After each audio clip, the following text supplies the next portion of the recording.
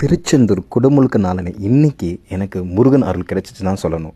ஏன் வீட்டு பக்கத்தில் இன்றைக்கி நான் நம்ம முருகரே பார்த்த அந்த மயில் வாகனத்தில் வந்திருந்தார். ஸோ அந்த வீடியோவை இன்றைக்கி நான் உங்களுக்கு ஷேர் பண்ணுறேன்.